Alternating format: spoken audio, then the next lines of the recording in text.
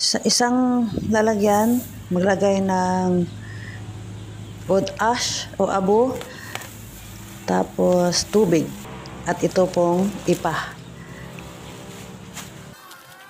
Hindi talaga mawawala ang mosquito net.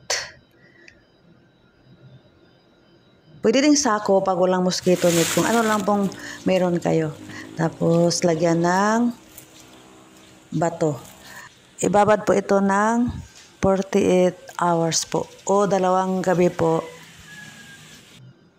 Tapos yan po, lagyan ng lona para hindi maulanan. After 2 days at 2 nights, ayan na po. Hugasan na po yan. At saka ilaga. Ilaga ng 3 oras. Depende po sa inyo hanggang sa maluto po. Pag natingin nyo, naluto na po siya, hangonin na po siya sa kaldero at patiktikan. Yan po, nilagay ko po siya sa, pagkatapos patiktikan, ilagay po sa lona at haluan ng darak. Tapos yan po, ilagay na po siya sa baby bag, depende po kung ano lagay nyo. Akin ay plastic na malalaki po. Yan lang din po ang available na plastic. Tapos, i-pasteurize na po siya na mga 7 hours po. 7 to 8 hours po ako nagpa-pasteurize. Paraan at paggawa ko po ay pang ano lang po to. Pang beginners po. At saka yung konti lang ang resources po. At saka yung nag-ano pa lang po, nag-observe kung okay po ba ang pag-mushroom po din. Yan po, pagkatapos yan ma-pasteurize, yan na po ang itsura. Yan ang content ng moisture ng ating ipa. Yan, pagkatapos ibudbud ko lang po yung spoon. Yan, more spoon, mas madaling mag-colonize o kakalat ang amag. Ibagang natin, ang kailangan lang po ay spoon, yung binhi. Tapos, ang plastic. Tapos, rubber band o yung lastiko po. Pang close ng plastic natin. Ayan. Minix ko lang po ang binhi o yung spoon ng sa rice hull. Tapos, ang iba din, nilagyan ko din pa bilog sa gilid ng plastic, layer by layer po. Yan lang po. Okay lang po yung kamay nyo, dapat ay malinis. Naka-alcohol bago hawakan. Kung may gloves kayo, mag-gloves din po. Ang importante, ang area po ay malinis. Itong bahay na ito, wala pong tumitira dito. Tapos, ginawa kong incubation room at nilinisan ko lang po. Ang paggamit ng ganitong media o medium o pinapagpatubuan ng mushroom ay sulit po. Walang gasto. Nahingi lang po, tinatapon lang to sa lugar namin itong rice hull. Mas lalo na kung kayo din ang gumawa ng spoon nyo po. Ayan, ako ang gumagawa ng spoon ko pag tag-ani ng palay sa amin. May ani o tag-ani sa ang tawag sa amin, tag-ani.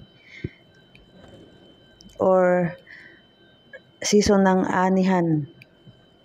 Yan po.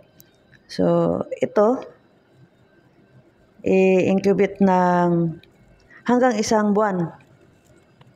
Matagal kasi pag, itong substrate ng rice hull po ay medyo matagal kaysa ibang substrate po. So, iyan na po. Nilagyan ko sa top ng maraming spoon at talian na at hayaan sa madilim na lugar. Dapat malamig, hindi po mainit para hindi masira ang spoon. So, ito na po. Mga ilang araw nito, ipapakita ko sa inyo after 2 days po. Yan na po ang kinalat niya 2 days yan. Kumalat na po ang amag. Antayin na lang natin hanggang sa mamunga po ito o magputos ng pinheads. O walang isa lang ang po, nilagyan ko po. Yung nilagyan ko ng ganito para mapakita ko lang din po sa inyo. After a month, ready to protein na po. Yan. Ilagay na sa growing house. Sprayan siya po ng pwedeng room temperature or cold water po. Yan, makikita natin sa plastic na punong-puno po ng mycelia o amag. Yan po hanggang sa puwitan po, punong-puno ng amag. Yan, ang kapal ng amag. So, supplemented lang po to ng rice bran o yung darak ng palay. So, hindi po nakakaintindi ng darak, rice bran po. Yan. Butasan ko ng, kung gusto nyo po na ayaw nyo mamunga agad o mag-dry sa loob, kunting butas lang po. Mga 7 butas. Next, pag makabunga na po, dagdagan ng butas, ganyan po. Ihang ko na po siya. Ready to protein na po. Yan, makita nyo yung sobrang puti. Yan, palabas na pinheads na po yan. After 8 days, yan na po. May pinheads ng lumabas. Yan, makikita nyo po. Sobrang healthy po ng natin, amag, puting-puti. Ang plastic na ito ay manipis lang po, hindi yung PP bag, pero malaki. 10 by 12 po ang size. Pwede po tayo makapagpatubo nito kasi habang may spawn o binhi, tutubo talaga. Tsaka supplemented din naman po ng rice bran. Nagsilbing pagkain ni amag o ng mycelia o ni kabuti po. Yan po si kabuti, lalabas na. Hindi na mapigilan si kabuti, lalabas na siya. Yan po, yan makikita nyo talaga na lang siya. Lahat ay ipa. Isa lang kasing tinry ko. Isang ganyan lang isang bag. So, yan na po siya. Lumaki na. Day 2 na niya. Makikita nyo. Yan, first flashing. Isang lang po. Isang ganyan lang po. Okay naman po. Lumaki naman din siya. Ito na po ang day 3 niya po. Yan, ipapakita ko. Yan na po kalaki ang cluster niya. 2 pong cluster ang tumubo.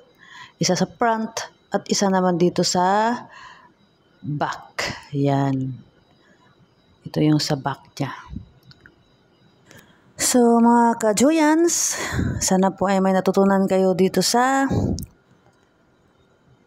pagpatubo ng oyster mushroom gamit po ang pagtutubuan na ipa ang gamit natin. So, hanggang dito na lang po. See you my next one. Bye-bye.